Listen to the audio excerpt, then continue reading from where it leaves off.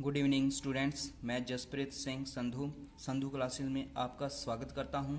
Now discuss on types of mixture.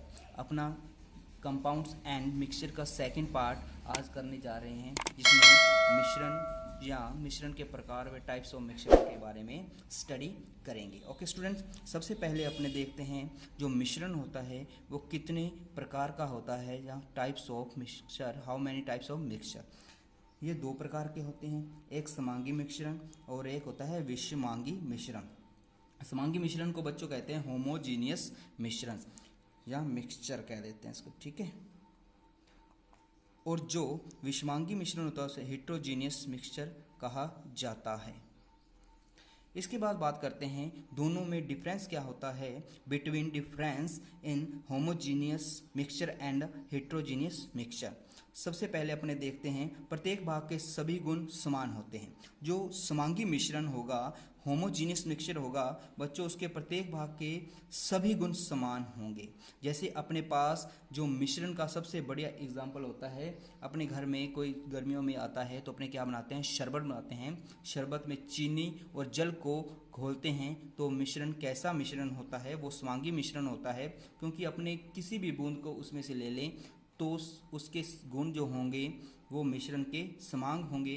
किसी भी भाग से ले लें वो सभी किसी भी भाग के, कैसे अपने पास गिलास है, गिलास के नीचे से बूंद उठाएं चाहे ऊपर से बूंद उठाएं, तो अपने को उसकी जो प्रॉपर्टीज़ होगी वो समान दिखेगी, ठीक है बच्चों। तो संगठन में रचना भी समान होती है इनकी। अपने को पता है H2O और शुगर जब आपस में मिलते हैं तो इनकी जो रचना होगी वो समान होगी। प्रत्येक बूंद की संरचना और संगठन समान होगा। इसका अवयवों की सीमाओं को अलग से नहीं देख सकते। जैसे कि अपने देख रहे हैं ये अवयव हैं, ठीक है, ए और जो ब्लैक वाला है, इसकी जो सीमाएं आपस में टच हैं तो इनकी सीमाओं को अपने अलग अलग नहीं देख सकते। जैसे कि ये दो अपने पास एक समांगी मिश्रण का उदाहरण है। इसकी सीमा और इसकी सीमा में अलग अलग अपने नहीं देख सकते।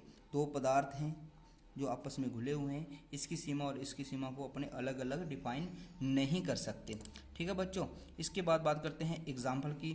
चीनी व जल का विलयन सबसे बढ़िया एग्जाम्पल है। सल्फर और CO2 का विलयन, अमोनिया का हवा में विलयन, नमक व जल का विलयन। इसके बाद बात करते हैं बच्चों अपने विषमांगी मिश्रण का। विषमांगी मिश्रण जो होता है हेट्रोजीनियस मिक्सचर कहते हैं। इसमें जो बच्चों सबसे नंबर एक बात करते हैं, जो इसकी जो प्रॉपर्टीज़ होती हैं वो असमान होती हैं। जैसे A व B दो अपनों ने पदार्थ लिए तो दोनों को मिलाया तो जो नया पदार्थ बनेगा, नया पदार्थ अपने कह नहीं सकते बनेगा, जो मिक्सचर बनेगा उसकी जो प्रॉपर्टीज़ होगी वो अलग अलग होगी। जैसे नीचे अपने एक डिब्बा लिया, उसमें दो पदार्थ A और B मिला दिया। जैसे एग्जाम्पल के लिए अपने रेत और लोहे को मिलाते हैं तो कई बार तो अपने हाथ में लोहा ज़्यादा आ जाएगा, कई बार रेत ज़्यादा आ जाएगी, या रेत नीचे बैठ जाएगी और लोहा ऊपर रह जाएगा।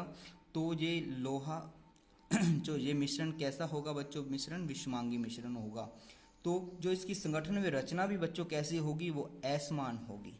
कैसी होगी, असमान होगी। और इसके बाद तीसरी बात क्या होगी, अवयवों की सीमाओं का निर्धारण अपने देख सकते हैं। जैसे इसमें अवयव है, ये अवयव और ये अवयव, दोनों की सीमाओं का निर्धारण अपने देख सकते हैं। क्लियर। एग्जाम्पल देख लेते हैं। रेत और जल का मिश्रण कैसा मिश्रण है बच्चों, ये मिश्रण है हेट्रोजीनियस मिश्रण की बात कर रहे हैं अपने। और रेत और लोहे का मिश्रण, रेत और लोहे को अपने देखें वो भी अलग अलग दिखाई देते हैं। रेत और जल को देखें तो अगर अपने एक बार तो रेत और जल को मिलाएंगे तो आपस में मिल जाएंगे, लेकिन कई बार जब थोड़े समय बाद उसको देखते हैं तो रेत नीचे बैठ जाएगी और जल ऊपर आ जाएगा, तो उनको अलग अलग अपने देख सकते हैं। पेट्रोल और जल का मिश्रण, जो पेट्रोल होता है बच्चों हल्का होता है और जल होता है वो भारी होता है। इसलिए कहते हैं कि जब किसी घर में आग लग जाए तो उसके पेट्रोल से आग लगती है तो उसके ऊपर जल नहीं फेंकना चाहिए, क्योंकि जल भारी होगा, वो नीचे बैठ जाएगा, पेट्रोल ऊपर रह जाएगा, जिससे आग नहीं बुझेगी। इसको बुझाने के लिए, आपको बुझाने के लिए अपने किसका यूज़ करना चाहिए, रेत का यूज़ करना चाहिए। इसके बाद बच्चों बात करते हैं समांगी मिश्रण कैसा मिश्रण होता है। समांगी मिश्रण जो होता है बच्चों विलयन प्रकार होता है। कहने का मतलब जो विलयन होगा ऑलवेज हमेशा ही वो कैसा मिश्रण होगा, विलयन समांगी मिश्रण होगा। विलयन वे बच्चों बात करते हैं जो विलयन और मिश्र धातुएं होती हैं। मिश्र धातुओं की बात करें जैसे पीतल हो गया, कांसा हो गया, सोल्डर हो गया, गन मेटल हो गया,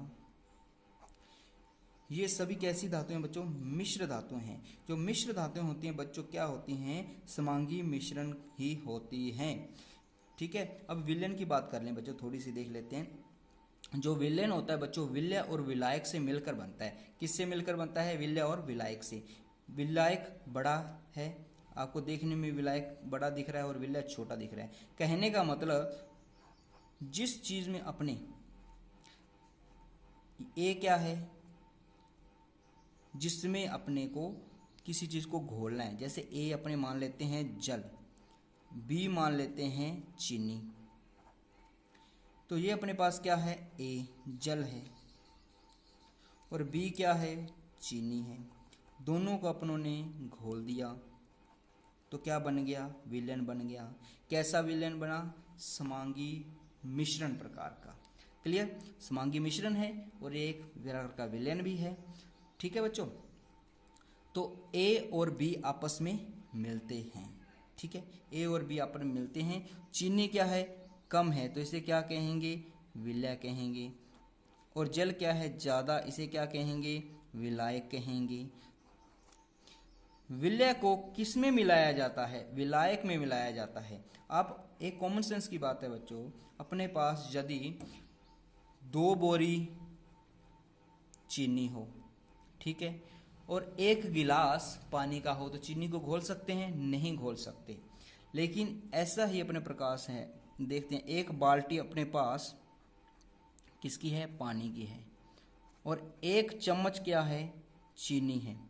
तो चीनी को 1 बाल्टी में घोल सकते हैं, 1 पानी की बाल्टी में चीनी को घोल सकते हैं। कहने का मतलब ऑलवेज क्या होगा, जो विलायक होगा ज़्यादा होगा और विलय क्या होगा, कम होगा। विलायक में किसको घोला जाता है, विलय को घोला जाता है। थैंक यू स्टूडेंट्स, आज की क्लास देखने के लिए धन्यवाद।